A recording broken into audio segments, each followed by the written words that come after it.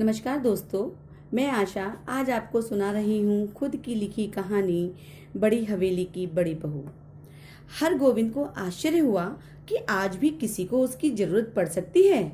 संदेश भेजने के आज तो अनेक साधन हैं, फिर उसको क्यों बुलाया गया है? हरगोविंद संदेश ले जाने का काम करता था। हरगोविंद बड़ी हवेली की टूटी ड्योढ़ी पार कर अंदर पहुंचा। सदा की ही भांति उसने वातावरण को सूंघ कर संदेश का अंदाजा लगाया। निश्चय ही कोई गुप्त संदेश ले जाना है। पाम लागी बड़ी बहू। बड़ी हवेली की बड़ी बहू ने उसे पीढ़ी दी और आंख के इशारे से बैठने को कहा।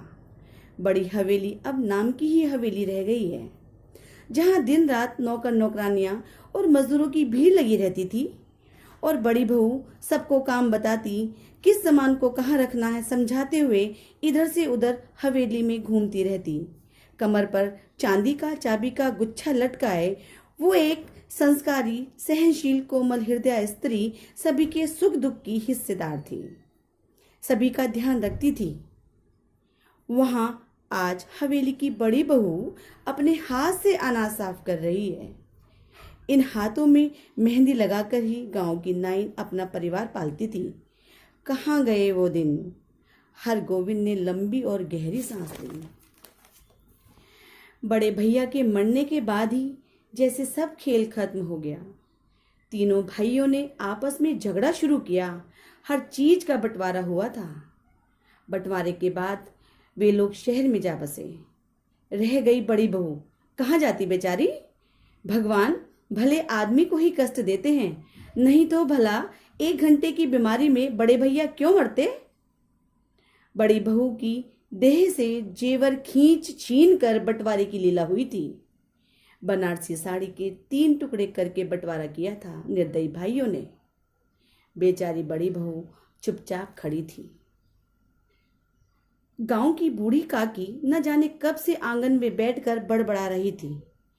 उधार का सौदा खाने में बड़ा मीठा लगता है और दाम देते समय बूढ़ी काकी की बात कड़वी लगती है। मैं आज दाम लेकर ही उठूंगी। बड़ी बहू ने कोई जवाब नहीं दिया। हरगोविंद समझ गया कि जब तक बूढ़ी काकी आंगन से नहीं टलती, बड़ी बहू कुछ नहीं बोलेगी। बूढ़ी काकी बड़बड़ाती हुई, गाली देती हुई चली गई तो बड़ी बहू ने हरगोविंद से कहा, हरगोविंद भाई, तुमको एक संदेश ले जाना है। आज ही, बोलो जाओगे ना? कहाँ? मैंने पूछा। मेरी माँ के पास। हरगोविंद बड़ी बहू की छलछला आई आंखों में डूब गया। कहिए, क्या संदेश है? संदेश सुनाते समय बड़ी बहू सिसकने लगी। हरगोविंद की आंखें भी भर आईं। बड़ी हवेली की लक्ष्मी को पहली बार इस तरह सिसकते देखा है हरगोविंद ने। हरगोविंद ने कहा, बड़ी बहू, दिल को कड़ा कीजिए। और कितना कड़ा करूं दिल? माँ से कहना, मैं भाई भाभीियों की नौकरी करके पेट पाल लूंगी, बच्चों की झूठन खाकर एक कोने में पड़ी रहूंगी, लेकिन यहां अब नहीं रह सकूंगी। कहना, यदि माँ मुझे यहां से नहीं ले जाएंगी तो फिर कभी नहीं देख पाएंगी। आधा पेट खाकर कब तक जीऊं?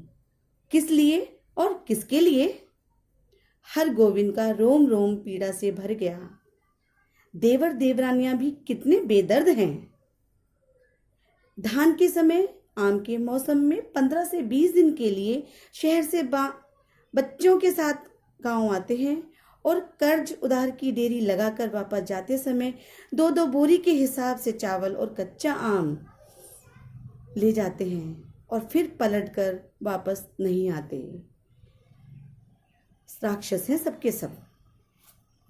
बड़ी बहू साड़ी के पल्लू से गांठ खोलकर 5 रुपए का गंदा सा नोट निकालकर बोली, पूरा राह खर्च भी नहीं जुटा सकी हूं। आने का खर्चा माँ से मांग लेना।